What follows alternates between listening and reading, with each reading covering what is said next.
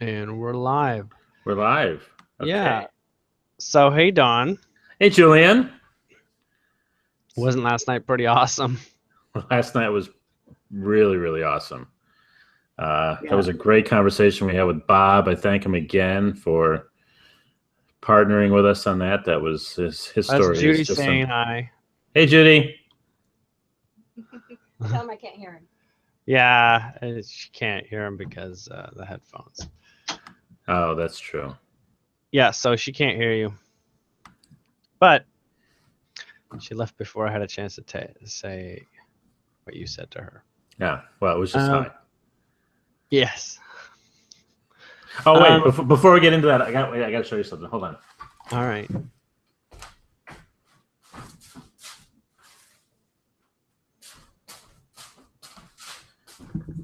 Okay, you know how I gripe and moan about living in Miami all the time? So, Sure, but yeah. this is what you get in Miami in your backyard. Bananas. Yeah. Or plantains or something.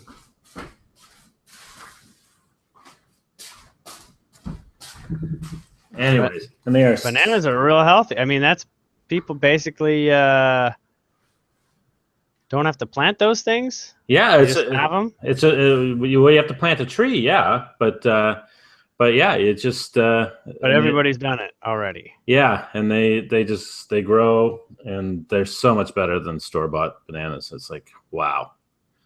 So this is a staple now. So Yeah. if you have a backyard, you have a pool, Uh-huh. and you have a banana tree. Exactly. And coconut palms or date palms, so you can have those. Those are the other staples. Yes. And nobody knows about this until now. That doesn't live in Miami already. Exactly. And I've got a papaya tree in the back and mango trees in the back. Damn, that is marvelous. That's heaven, dude. Yeah. Uh-huh. It's great. It's great. So like tropical garden with very little effort to cultivate and take care of. And you can do limes and lemons and oranges if you want. And well, what I mean is you get a lot for little effort going, after planting the tree, right? Because you don't have to do the whole gardening bit with weeding and all that sort of thing. No, you don't. Those are great. And in Miami, we don't plant gardens in the summertime. Anyways, we've got 2 seasons that start in the fall. One in the fall, and then one like after the holidays for growing tomatoes and greens and that kind of stuff if you want. But but no, these things it's just like you just go out there one day and the mangoes are ripe and you cut them down, or like what happened this year, they just get cut down by whoever was passing by and felt they wanted my mangoes. Yes. Yeah. Yes. So talk about community. That's how I chose to look at it.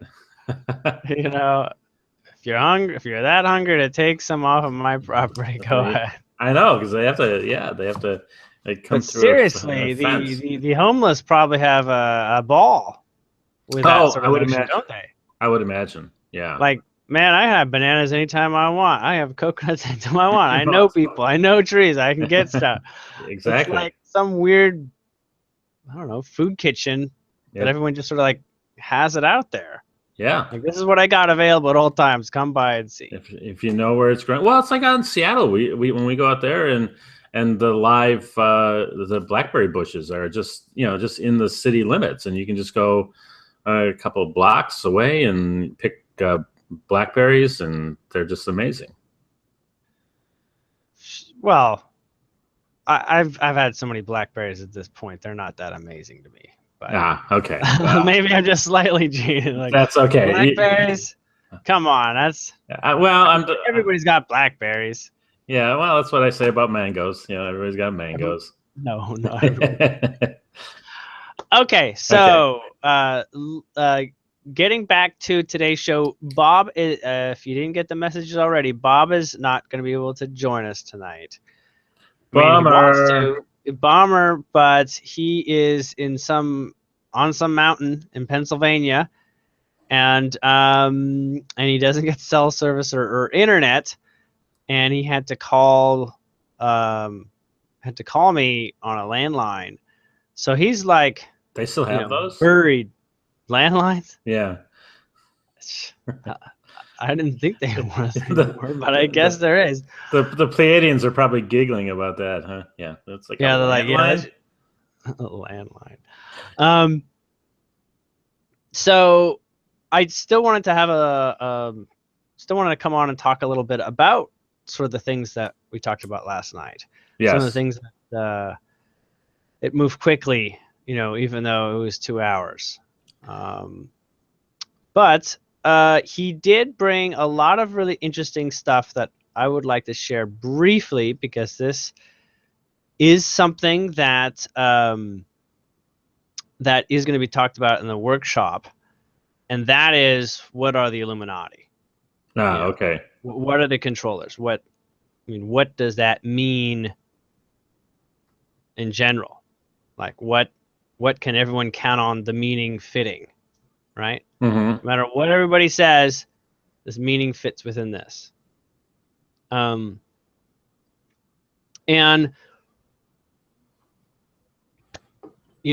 I don't, first off, see anyone as a bad guy. I see everyone living their purpose. Mm-hmm. So take note that that's pretty central to this. But when you look at why they act as they do, it's kind of like, in a way, they are descendants of a caveman that was very, very manipulative. And they are holding themselves in that sort of lineage lifeline, right? They're trying to keep a certain energy alive. And it's basically How are they that going to energy react is. to being told that? What's that? How are they going to react to being told that? Hold on. Okay. The purpose is there. I'll explain. Okay. You see, we're talking about the family bloodlines. Right. And the reason why they do that is because they want the same energy that was once very successful. Like, once upon a time, this was the way things worked, and it's basically magic. Mm-hmm. Like reality, everything, it was like we just cast spells with words, like wizards and warriors or something, and you just made things happen. It's like everyone had like the ability that a witch or a sorcerer or like a wizard would have. Okay? Mm-hmm. And what they did, and what this world is a continuation for them, is how to retain those powers going into like another dimension. Like when you go into a new dimension, sometimes the dimension doesn't actually have what it takes for you to do your spells. Maybe you can fly in the dimension you're from, but the dimension you go to, you can't actually fly anymore. Okay. Okay. So they want to have like a bag packed with their magic and their spelling. Correct. Well, those capabilities. With those capabilities to take with them. Correct. And they wanted to make sure it was in this world. So what did they have to do? They had to spend forever Mm-hmm. to make sure it applied to those who did not have the intelligence to use it. Okay? So as far as they saw it as, they were like the pharaohs, and we were all like, laborers. Mm-hmm. There's no reason that a laborer could ever be really given any sort of credibility of being intelligent. Right? I mean, there was kings and there was, peasants, basically. That was the mindset back then, sure. Yeah. But that goes back forever. Like, Mm-hmm. whoever is actually really in charge, they're just usually the next one in the bloodline. That's where the whole, your kids, succeed you, and that sort of thing is really important. But anyways, in the end, what it all comes down to for them, for the most part, is, did they breed in a way through humanity, through their controlling methods, did they basically breed someone who was their equal? And it's odd for us to think about it that way, but certain parts of Bob's testimony actually reminded me of how important it was, the way that they operated with him. Remember how he was a, how he's approached and how things went? Exactly. So they always, until they actually sign up and get money, okay, they will get money. Like 120,000, I think is what he said. 125,000. Yeah. For both he and his brother. That was just a signing bonus. Yeah. Signing bonus. But of course, lots of bonuses, right? Mm-hmm. Look at that world. How does that world really work? Do they actually exchange money between each other anymore? Or is everything a favor? I would say right? most of it ends up being favors or quid pro quo. Correct. Now, they have been doing their best to basically be like whipping us in the ass or something like that, saying, you're in the most terrible situation you could ever be. How do you fix it?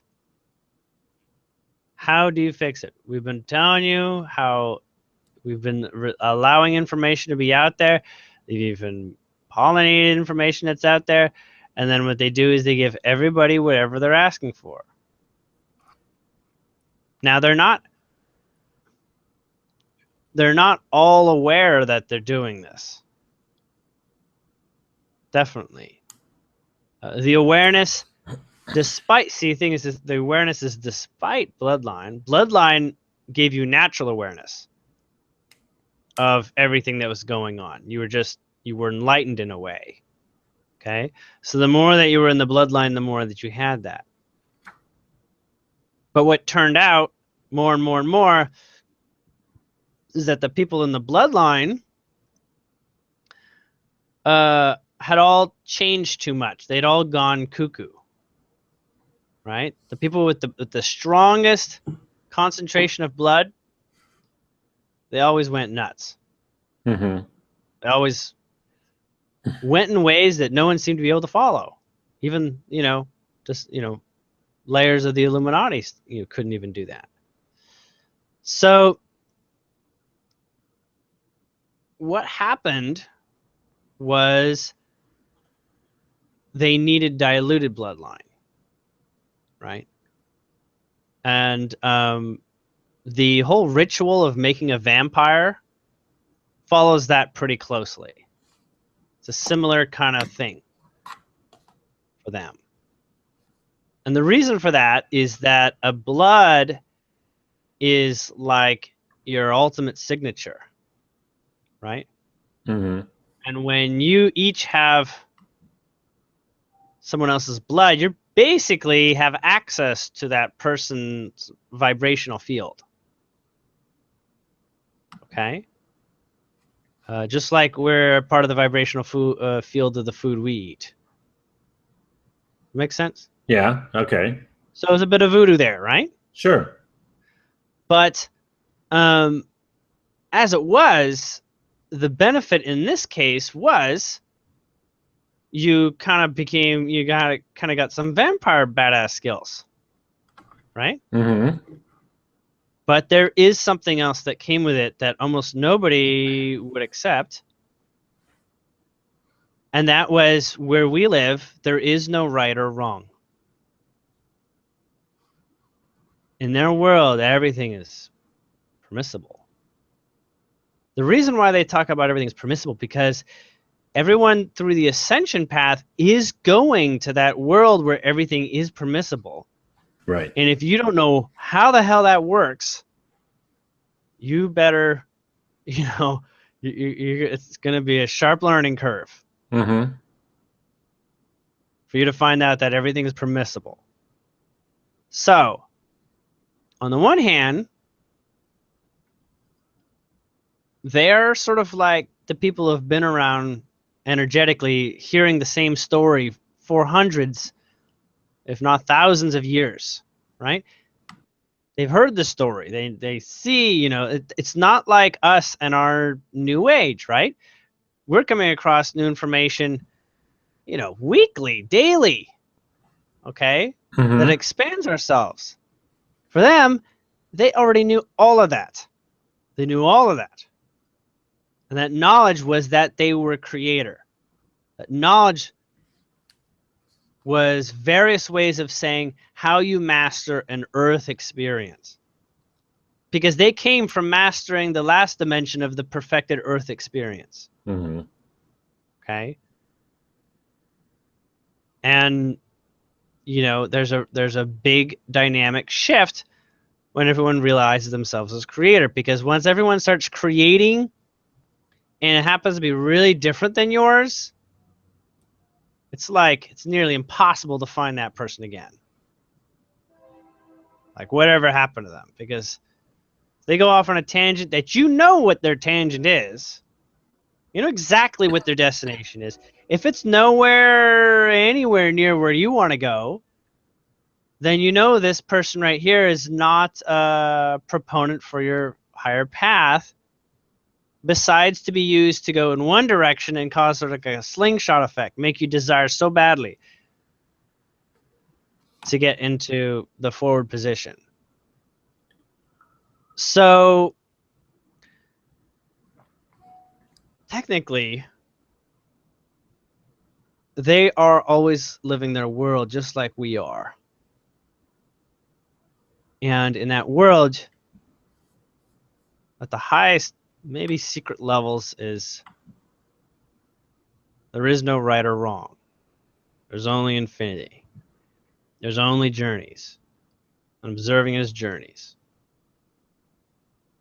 The concept of journeys, how do you guide a journey? You got a journey with your thoughts, your mind. How do you make it so that your thoughts and your mind can do more? Well, you find a way of saying it. Find a way of indicating it. Body language. Very powerful. They say sign language is a very, very strange language compared to what it does in the brain when they hear people, talking a language. There's an interpretation at a certain rate. Sign language, it's faster. And people who do sign language almost remember everything they've ever said. Okay. Okay. So what does that mean? If everyone wanted to do sign language, we'd have a great recollection of our lives. Great reflective abilities, and also a certain peace about it all, right? A certain peace in the, just it is what it is, I may see it differently, but I'm not going to change my view. And I'm going to cut back to my point, when we hear the term Illuminati or Cabal, which is a combination of the Illuminati working with factions that, may be considered inferior in ways, but it didn't matter. It didn't matter because they found out lately that in the people that are awakening, they found it. They found the same blood as found in the family bloodline. They found the attributes. And I think it was something like, checking the DNA of Christ's skull or whatever like that, and a bunch of other things. They took the DNA of basically what might be DNA of some sacred people, some ascending story-like people. I think it was a bunch in Russia or something. Got some people who ascended in Russia, and they're saying, "Uh-oh, this is like even better than what our bloodline has." That information is new. Okay. And it does place a bunch of things into context when you realize that they have known this for a while. And I think at around that splitting point at 2012, right? Mm-hmm. I think not everyone was in consensus about how to go forward between all the various, all the factions. All the factions. Mm. We're not in consensus anymore, which meant it was time for them to create their world, like their faction, Mm-hmm. a world of just their faction, and finish their war games. Except the war games would be against the people that are the most dangerous, which are the factions amongst each other. Right. It's like a new game of World War, but with them. What we have to figure out for ourselves is who's going into the war and who's saying, forget this. I got something better. Right? Mm-hmm. Now, they've always tried to start war, right? Yeah. When was the last time you were around for a war? Or what's the earliest war you can recall? Vietnam. Vietnam was, Mm-hmm. Propaganda was around you when you were young? Yeah. Okay. So in Vietnam, did you vote that in? Do you feel like you endorsed it? No. I was too young to do that, but I was. But what did you aware think at that age when it was actually happening? That's what I mean. Mm-hmm. Do you feel like you were endorsing it, or it was just like, oh, that's life, it's going on? Yeah, that it would be just accepting it, and that's just the way life is. Yeah.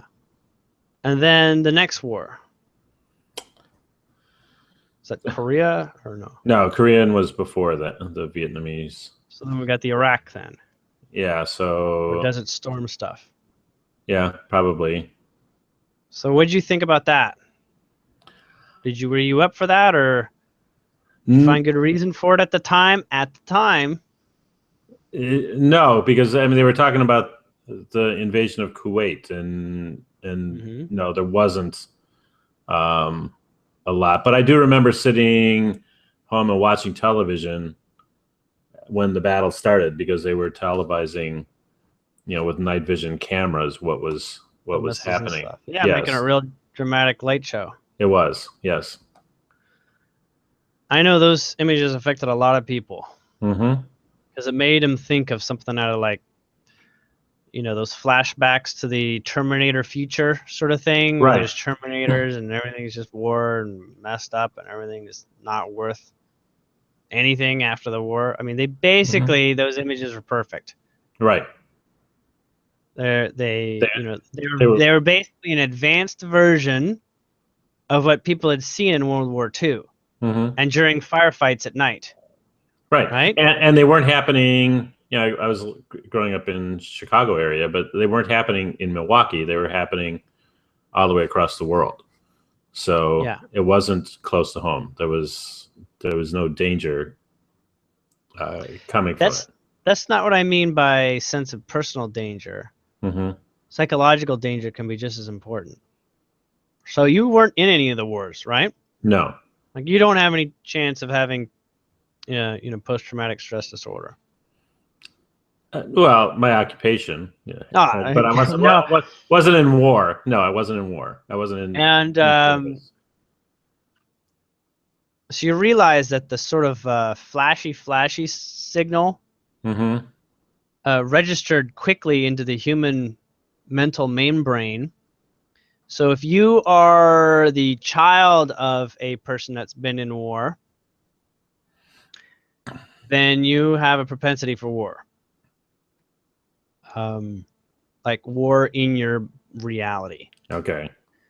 So the way that this is assured is through the epileptic sort of light flashing. Mm-hmm. They basically figure that out. That epileptic light flashing can turn you into your ancestor who has post-traumatic stress disorder and will do anything to get out of it. So during those times, you're highly suggestible in war game sort of like things, you know, Halo or movies or, you know, the arcade machines. That stuff basically allows you to keep the retriggering, and you don't even see it in the computer monitors anymore, but there's a flicker rate. There's a hertz. Yes. All that. Yeah, you see it if you see a camera taking a picture of a computer screen. You see that flicker rate. Yeah, that's right. You can see, you know, how they're not matching up with the camera's recording. Mm-hmm. And well, anyways, the thing is, it is seen within the programming that the television does, or that what the television has brought us, right? Originally it was the radio, but then the television really sort of upped the ante on guiding us as a culture, like American culture. Of course. You know? And as smaller networks were able to basically start running, you know, high needs, you know, you got all the local, you know, statewide or citywide networks, right? Mm-hmm. Like television networks. Before that, it was like mostly national. And right now they try to keep as much the national information, you know, working, but based on your time, you know, your time of day. Well, and you had the explosion of all the cable channels that started in the 80s and 90s. So you've got hundreds of different options in order to keep people occupied. Yeah.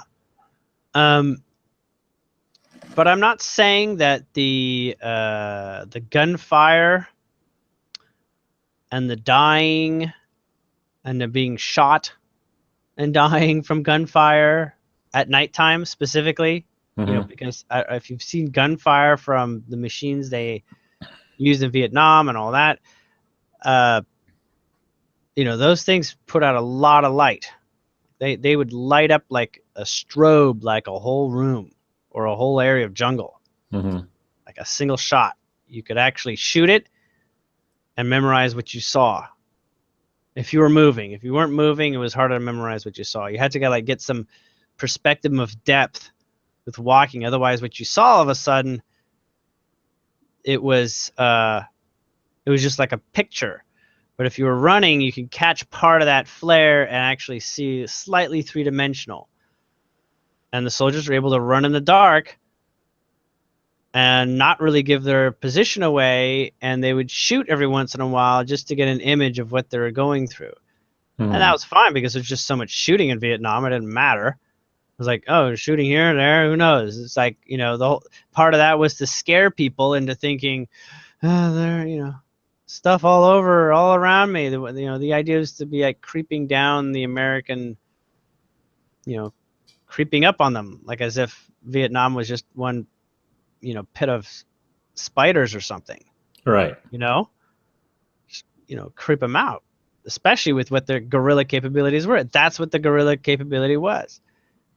And the few Vietnam soldiers that eventually, right near the end, before they pulled out, actually learned that technique,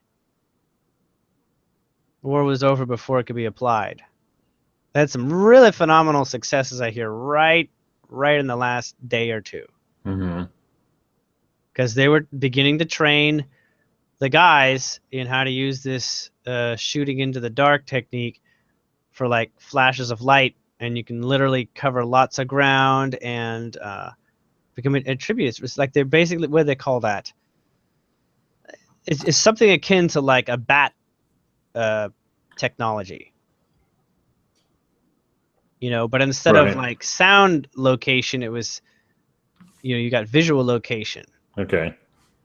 So it was like, you know, a strobe light situation, but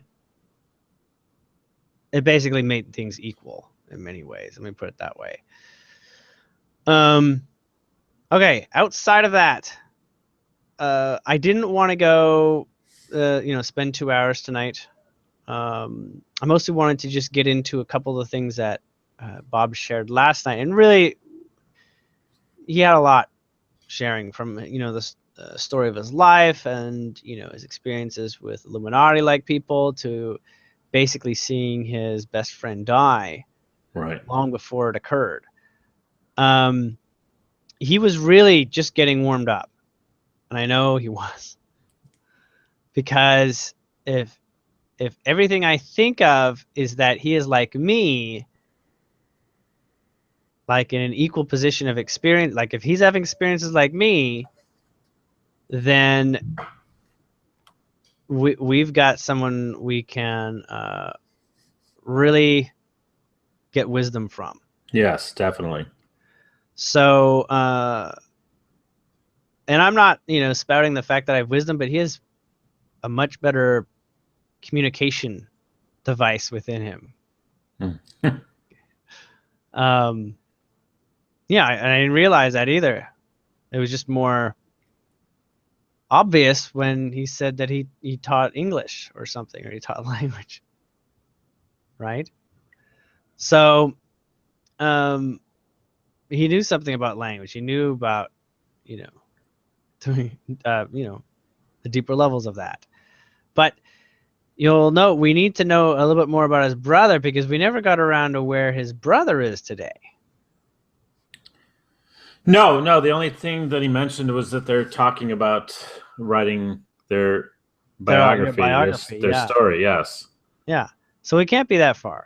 Right. No. But they're in contact. Yeah. Yeah. Now I'm familiar with his brother. I'm just not as familiar to the levels that Bob was able to share. But you know, if Bob still keeps having trouble with the connection, we might just have to go grab his brother. Hey, and talk with him. Okay, if he's willing, let's get him out. All right. Well, you know, thanks everyone for coming out today. I know it was, you know, I was really shooting for the moon here, and I didn't quite hit it, but I did come knowing what I wanted to talk about, and that was a couple of things that we did today.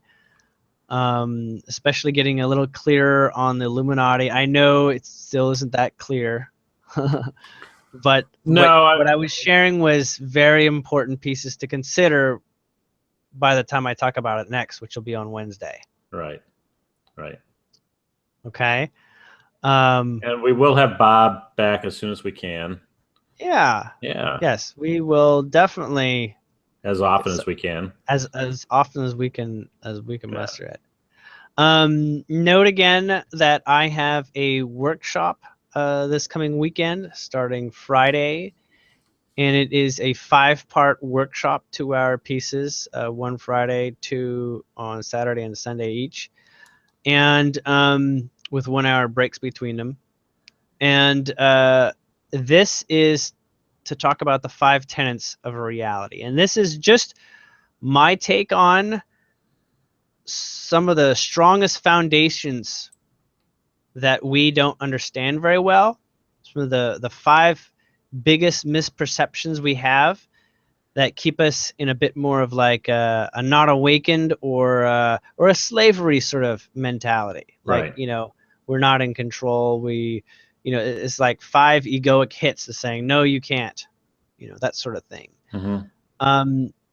But I'm going to share what they are, and we will get into a workshop where we'll have discussions, and there'll be a chat room, you know, there'll be a chat with the video, and I believe I'll have some presentation slides too. I'm not sure. I hope hope that works out. And Don is gonna help me produce this. So he's actually gonna be our master of ceremonies, and I'm glad he agreed. No, I'm looking forward to it. Right. I did not even know until after I asked him that he had experience with this already, sort of thing. So I was like, oh, fantastic. And join us Wednesday for to understand more. But you do have to book by Friday. So if you don't book on Friday, then you'll have to get the recordings that are not as I would say they're definitely not as penetrating as being in the present moment, but I'm sure they'll work quite well if you focus on it being the present moment and that you didn't miss it as a workshop. And there is going to be the chat log. I don't think will be available unless I find a way of recording the chat log. So that's the other thing that you would miss out by getting the recordings and not the live experience. I'm not saying everybody can make the schedule, but this is my first workshop. I can't wait for better logistics. I gotta put it out. Yeah. Well, and I mean everything's accelerating now, so this is some very important information for people that are aware of what we do, and why wait? Well, and it's not here to like make you better than the Illuminati or some save you in your life sort of thing. This is a personal empowerment thing. So this is directly associated with personal empowerment. And I swear, if you don't have an experience, I will ask you to send back. I'll refund it, and I could basically say it's a guarantee. Okay. Guarantee if you get through the workshop. Yeah. Yeah, you'll see it as whatever, money well spent or time well spent.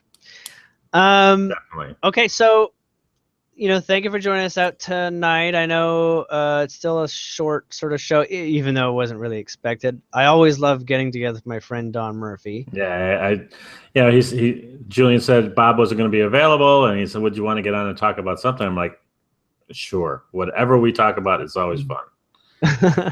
Yeah. Yep. So, Don, did you have anything you wanted to share or mention? I don't know. I didn't give you a space. No, I'm good. I'm good. Okay. Yeah. All right. I'm gonna say good night, everyone. Good night. See you on Wednesday. See you on Wednesday. Have a happy Labor Day.